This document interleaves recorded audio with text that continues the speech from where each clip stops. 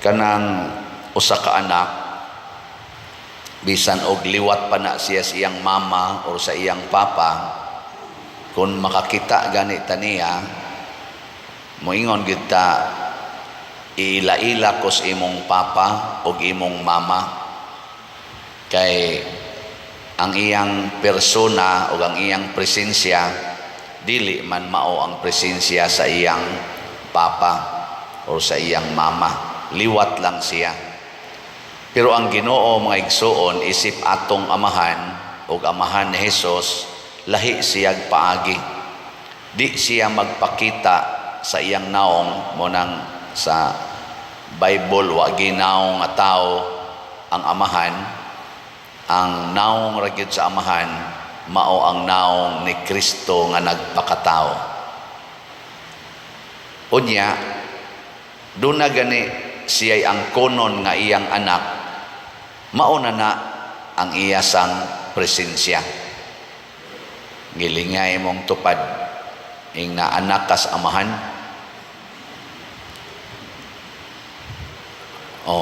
Kung mutuo ka nga kana siya anak na siya sa Dios amahan, mauna na siya ang presensya sa Dios amahan. Nya kay siya man mo ipresensya sa Dios amahan kanang imong tupad, unsa may imong buhaton, imo nang higugmaon o imong awayon? Tubag. Imo nang insultohon o imo nang tahuron? Kamao man di mo. Imo nang babagan siyang agianan o imong tagaag-agianan? Ayan, anong imo nang gikural iyang agianan? Anak rabanas amahan ang muagi. Imo nang paninglag utang o dili? Ang saan? Anak mo na sa amahan, ang saan? Paninglan ni mos utang o dili? Hoy. Maningil ka. Awa, napatay ka diha.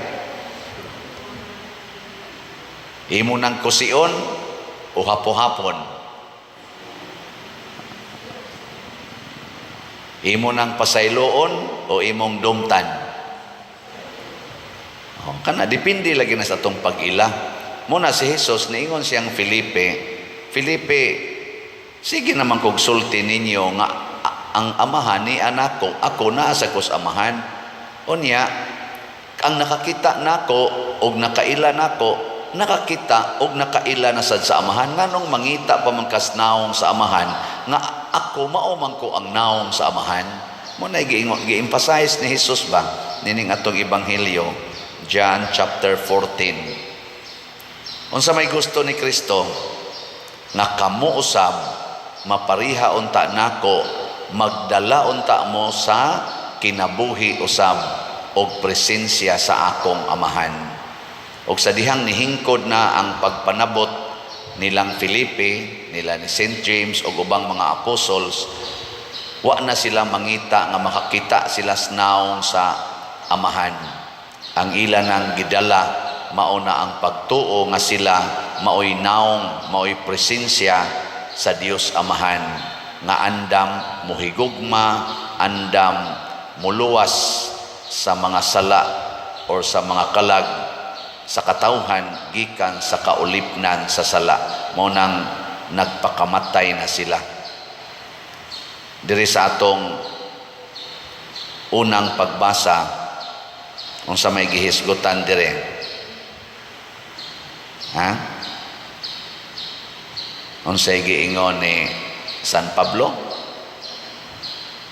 Nga ako nagpadayag sa maayong balita. Ug unsa man ang maayong balita, matud pa niya, gitudlo ko kaninyo ang akong nadawat nga hinungdanon kaayo og kini mao nga si Kristo namatay alang sa atong mga sala, sumala sa nahisulat sa kasulatan, gilubong siya og nabanhaw og nagpakita, human siya nabanhaw nagpakita ngadto sa mga apostoles o ngadto sad niya nga dili kauban sa mga apostoles, katong 12 ka apostoles. Di siya kauban sa original nga mga apostles, pero ang Ginoo nga nabanhaw nagpakita pud niya. Hangtod karon ang maong balita kinahanglan atong isangyaw nga ang atong Ginoo nga mao si Jesucristo, ang presensya sa Amahan, nagpakamatay di ay para nato. Sige, laing lingi sa imong tupad ing na gusto kang maliwat ni Kristo. Ang wa mo lingi, liwat sa demonyo. Unsa man ang demonyo? Mo patay, dili magpakamatay. Unsa man ang demonyo? Mo dumot, makig-away, dili makighusay, dili sana di magpaubos, di mo pasaylo. Daghan nato ingon ana, pero napapas ba ang pagka image and likeness nato sa Amahan? Wala. Dili gid na mapapas. Mao nang ang atong misyon, magsigi ra gid tag renew sa atong commitment ngadto sa Amahan nga ato siyang gamiton. Pulos man ta mga makasasala, pero kung kamao lang tang mo renew, magbag-o, dili sad ihunong paghatag sa Amahan ang iyang gahom o ang iyang presensya. Mao na sila si San Pablo, kani sila si San Felipe, St. James, doon naman ni sila yung mga kabuang sad, mga badlungon sad ba, mga makasasala, sila San Agustin, kita kong tanan. Pero inigrenew nato, inigingon nato nga mosunod na ko nimo Ginoo, magbag-o nako, mabag-o gid ta. Way gahom sa yawa nga makapugong sa atong pagbag-o. Mabita na kanang pinaka hardened sinner. Ato nang tawag ka ng mga adik sa sala, adik sa drugas, adik sa porn, adik sa sugal, adik sa hubog-hubog, adik sa pamabay, adik sa panglaki, adik sa pangbabay, or adik anang homosexuality. Pulos gina mga dagko kayong sala. Pero daghan kay tag na sinati ako sa akong pagka-assign sa prison ministry, hangtod karon sa akong kasinatian sa mga tao nga nagbag-o, makaingon gog kong imposible maning mahitabo. Pero sa dihang ilang gidawat ang Ginoo, ang una gid nilang gibuhat mao ang angkon nga sila sad-an.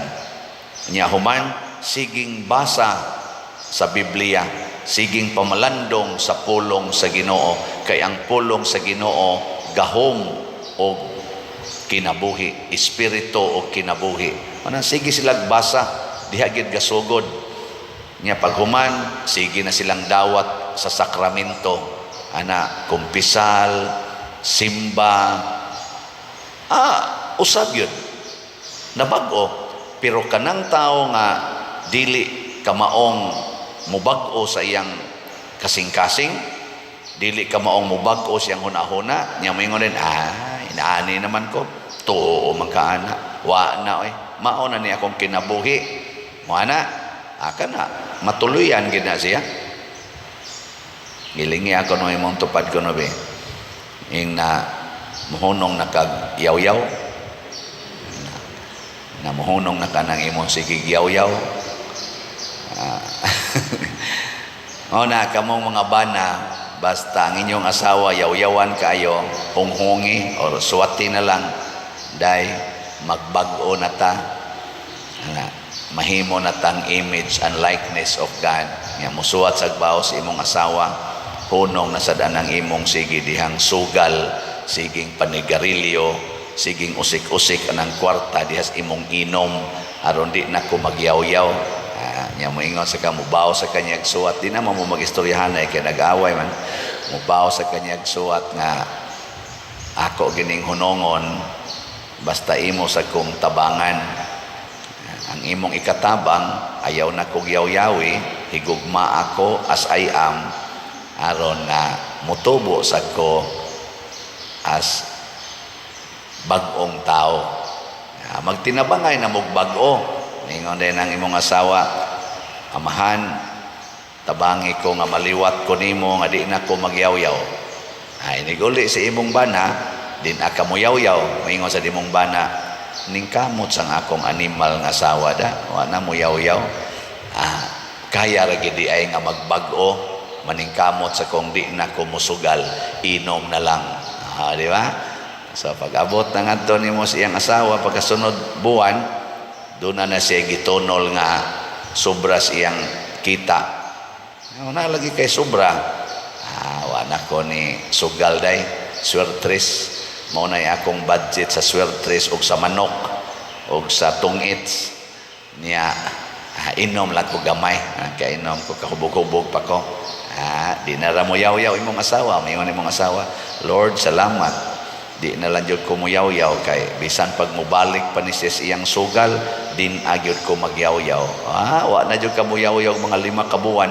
Mayon ding bana, kaya ra gid ay nganong di man kaya hunongon ang inom. Hunong. Challenge ba? Ana, di ba? Di mo to. Sige, arin lang tas like example, pananglitan imong silingan, mopalit og slot. Kaya ra gid ay mopalit og slot, no? Kada semana, ana, imo sang testing ag palit. Di na ka magdinaw ba? Ana, sikag palit. Sa may resulta, mahibong lang ka nga daghan kay kag napalit nga slots bisan pag wa kay trabaho.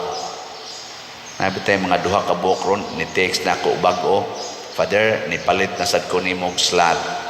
Iampo lang ko, Father, nga makatrabaho kay wap adyo ko'y trabaho.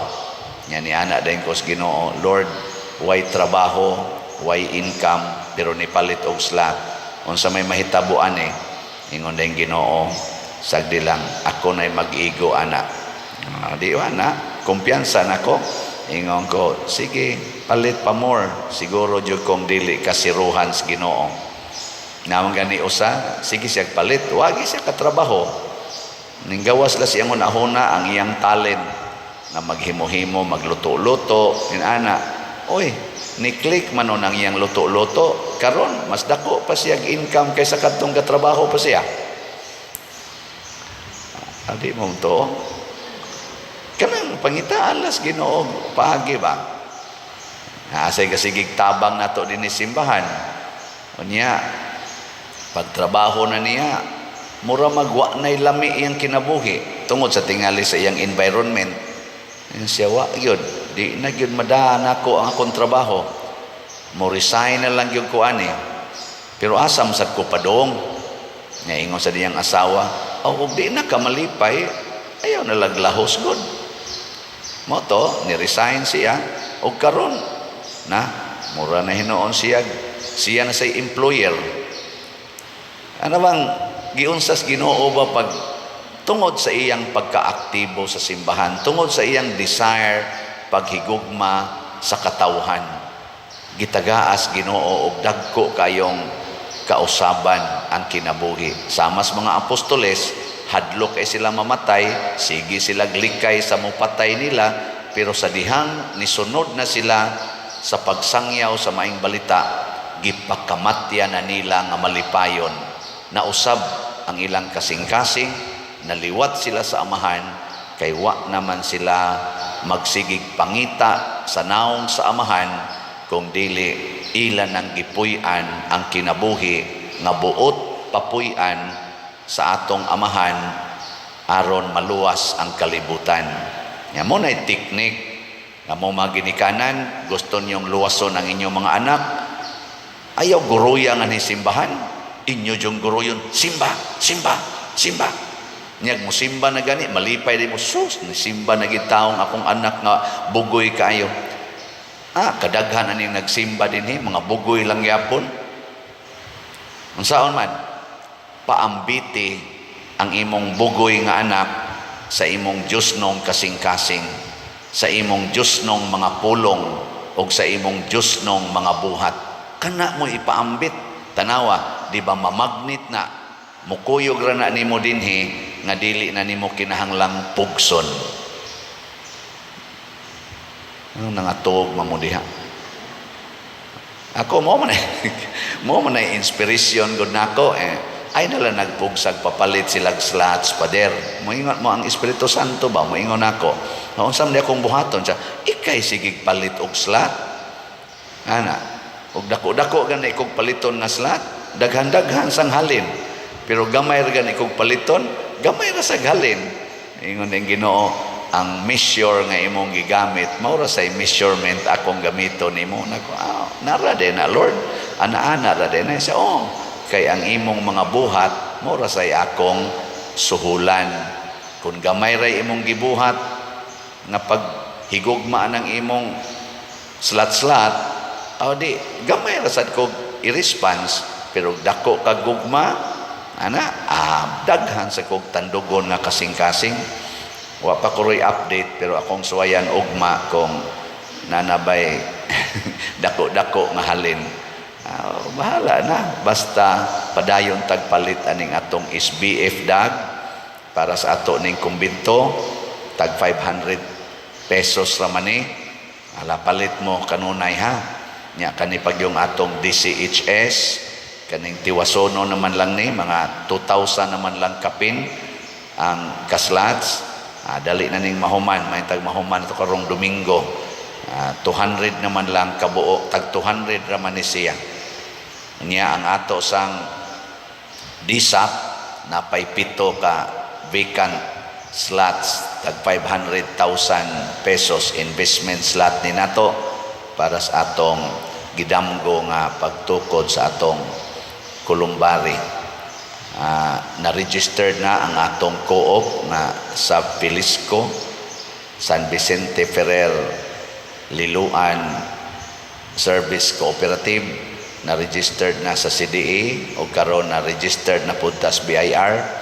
Nag-process na ta sa legal requirements para sa atong pagtukod o pagpamaligya nining atong Columbari. Iampo nato kay para gyapon is kaayuhan sa simbahan, kaayuhan sa atong katawhan, tabang hastas ato dinhing LGU. Ato nang itabang og natong tanan. Mga buhat ni sa amahan niya ang ato sang pag-enrich sa atong pagtuo o union with the Holy Spirit karong Pentecost Sunday. Ang ato sad nga pag-attend aning labi na sa mga charismatic members dito sa IC3 karong May 19 alauna sa hapon, manambong ta didto niya.